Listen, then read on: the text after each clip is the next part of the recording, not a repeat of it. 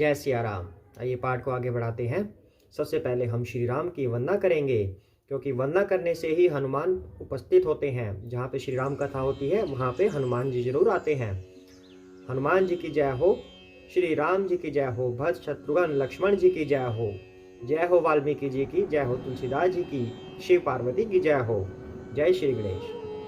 श्री राम जय जय राम, श्री राम जय जय राम, श्री राम जय जय राम, श्री राम जय जय राम, श्री राम जय जय राम, श्री राम जय जय राम, श्री राम जय जय राम, श्री राम जय जय राम, श्री राम जय जय राम। जय सिया राम। जय श्री कृष्ण चैतन्य प्रभु नित्यानंद श्री अद्वैत गदाधर शिव साधि गौर भक्त वृंदा। हरे कृष्ण कृष्ण कृष्ण हरे हरे, हरे राम राम राम हरे हरे। जय सिया राम। तो कहाँ तक हम आ गए हैं?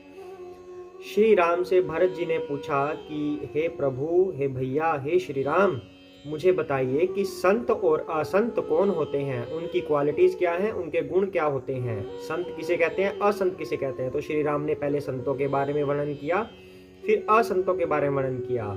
संतों के बारे में बताया गया कि दूसरों के सुख में सुखी, दूसरों के दुख में दुखी होते हैं और हमेशा संतुष्ट रहते हैं, किसी से लड़ाई झगड़ा नहीं करते, बुरी वाणी नहीं बोलते, ईर्ष्या नहीं करते, द्वेष नहीं करते।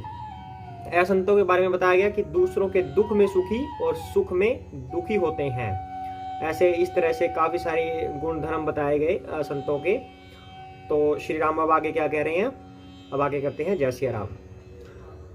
तो लास्ट टाइम श्री राम ने बोला था कि मनुष्य का शरीर धारण करके जो लोग दूसरों को दुख पहुंचाते हैं उनको जन्म मृत्यु के महान संकट सहने पड़ते हैं। मनुष्य मोहवश स्वार्थ परायण होकर अनेकों पाप करते हैं, इसी से उनका परलोक नष्ट हुआ रहता है। अर्थात क्या हुआ कि मनुष्य को पता नहीं लगता कि माया के वश हो जाते हैं और हमें ऐसा लगता है कि भगवान कौन है, भगवान कोई है ही नहीं, कोई जो हमें दिखते नहीं है वो भगवान है नहीं। तो दिखता तो हमें अमेरिका भी नहीं यहाँ बैठे हुए, पर अमेरिका तो है। यानी कि जो चीज हमें नहीं दिखती हम उस पर विश्वास नहीं करते। यही बात हो रही है भगवान के लिए। भगवान दिखते नहीं है तो हम कह देते हैं कि भगवान नहीं है। जो हम कर रहे हैं बस वही सत्य है। हम काम धंधा करते हैं, सो जाते हैं, रात को खाना खाते हैं, ये सत्य है। शरीर को जरूरतें हैं अलग अलग, ये सत्य है। भगवान कहाँ है? दिखते ही नहीं। जो चीज़ दिखती नहीं वो है नहीं, सब कुछ साइंस है, हमें ऐसा लगता है। इसी वजह से श्री राम कहते हैं कि यही चीज होने की वजह से हमारा परलोक नष्ट हुआ रहता है। हम अच्छी सिद्धि प्राप्त नहीं कर सकते, हम सही लोक को नहीं जा सकते। सही लोक हमारा कौन सा है? सही लोक है हमारा गोलोक वृंदावन, साकेत धाम श्री राम के पास। हमें वहां जाना है, भगवान के पास। अगर हम अपने कर्म सही कर लें, हम संतों वाले कर्म अपनाएं, तब हम वहां जा सकते हैं। लेकिन अगर हम उस चीज को नहीं मानते तो हमारा परलोक नष्ट हो रहता है और हम यहाँ पे बार बार जन्म मृत्यु जन्म मृत्यु जन्म मृत्यु जन्म मृत्यु इस चक्कर में पड़े रहते हैं। और जन्म होने के बाद जरा भी आएगी, व्याधि भी आएगी, रोग भी आते हैं, बुढ़ापा भी आता है। जन्म के समय कष्ट, मृत्यु के समय कष्ट और बीमारियों के समय कष्ट, बुढ़ापे के समय कष्ट, ये चार कष्ट तो हर किसी को आएंगे।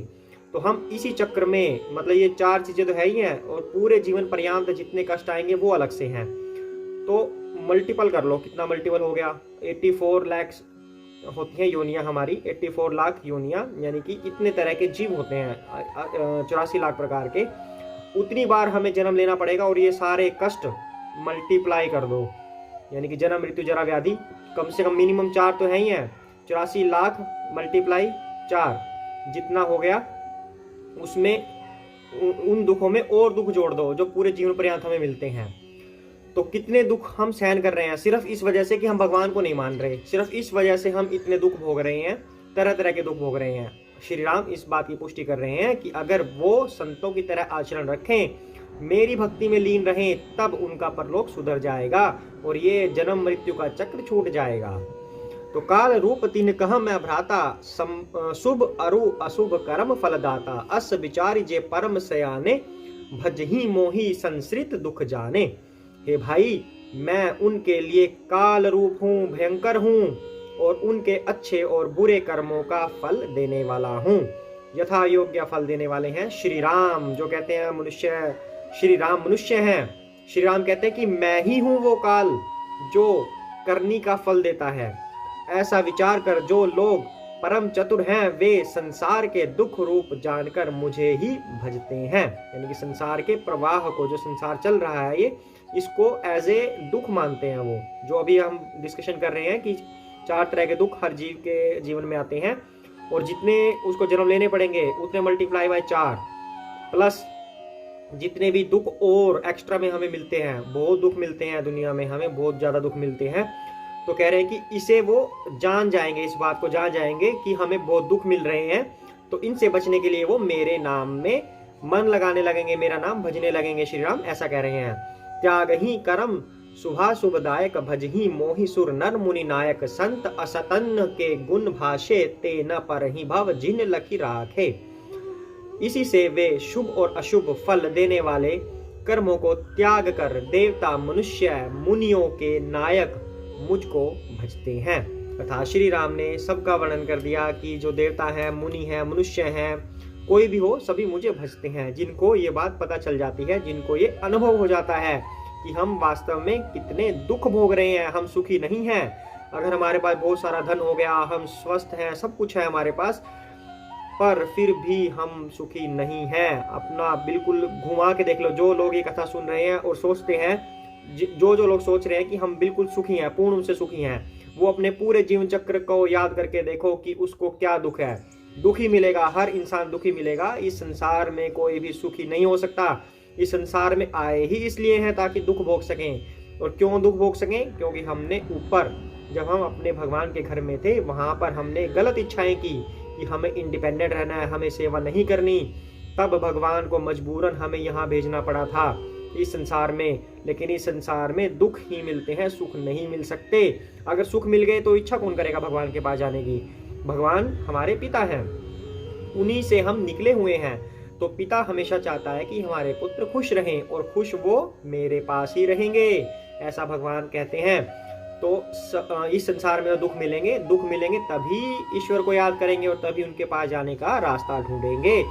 तो भगवान कह रहे हैं कि सभी मनुष्य, मुनि, देवता सभी अपने दूसरे कर्मों को त्याग कर मुझे ही भजते हैं। इस प्रकार मैंने संतों और असंतों के गुण कहे। जिन लोगों ने इन गुणों को समझ रखा है वे जन्म मरण के चक्कर में नहीं पड़ते। अर्थात यही बात कह रहे हैं श्री राम कि जिन लोगों को ये बात समझ आ गई, जिन्होंने छोड़ दिया ये चक्कर की साइंस सब कुछ है, या जो हम देख रहे हैं वही सब कुछ है, भगवान नाम की कोई चीज नहीं है, no positive energy, no negative energy. Science के थ्रू तो हम ये बात बोलते हैं, पर भगवान की दृष्टि में हम ये बात नहीं बोलते, पॉजिटिव एनर्जी, नेगेटिव एनर्जी। तो इस बात को समझना बहुत आवश्यक है कि भगवान है और हमारी रक्षा करते हैं और हमें इन दुखों से छुटकारा दिला सकते हैं। करना क्या है? करना सिर्फ इतना ही तो है कि भगवान का नाम लेना है। जो भगवान नियम बताते हैं शास्त्रों में, उनके ऊपर चलना है। यानी कि कोई गलत कार्य नहीं करना। सबसे मेन बात है कि कोई गलत कर्म नहीं करना। गलत कर्म की परिभाषा सबकी अलग अलग हो सकती है।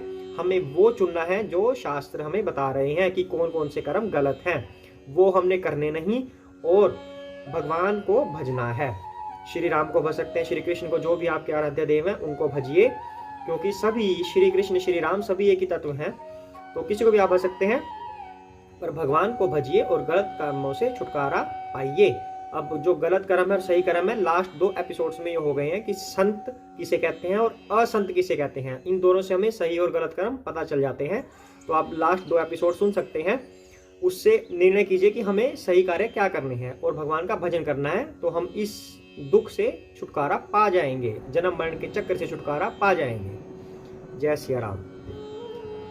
सुनहु तात माया कृत गुण, अरु दोष अनेक, गुण यह उभय न देखिया ही देखिया सो अविवेक। हे तात सुनो, माया से रचे हुए ही अनेक सब गुण और दोष हैं, इनकी कोई वास्तविक सत्ता नहीं है।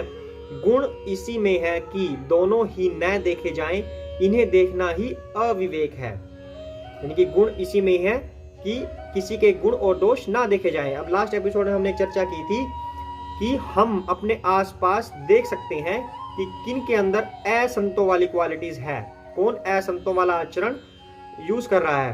पर इसमें एक विरोधाभास, एक बात और कही गई थी कि अगर हमारे अंदर संतों की क्वालिटीज हैं तो हम किसी के गुण दोष देख ही नहीं पाएंगे, क्योंकि हमें तो सबके अंदर भगवान नजर आएंगे।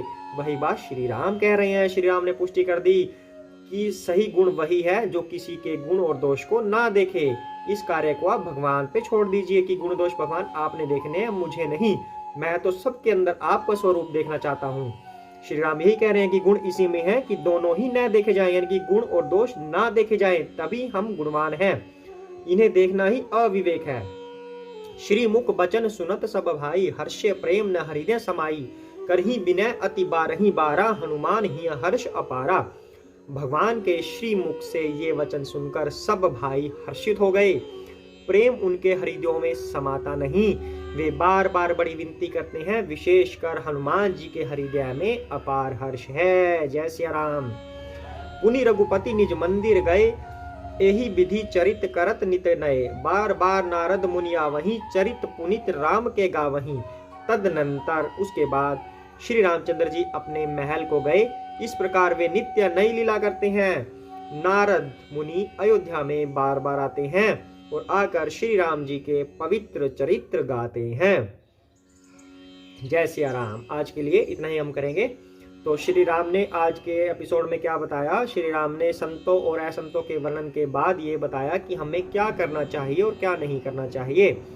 और जो गलत करते हैं उनके लिए मैं काल स्वरूप हूँ, जो सही करते हैं उनके लिए मैं सब कुछ हूँ। उनका भगवान, उनका पिता, उनका मित्र, जो भी इच्छा कर सकते हैं रिलेशन की, उस तरह का रिलेशन बना सकते हैं भगवान के साथ, और मैं उनकी रक्षा करता हूँ। तो सभी लोग जिनको इस बात का ज्ञान हो जाता है वो मुझे भजते हैं और बुरे कर्मों को त्याग देते हैं।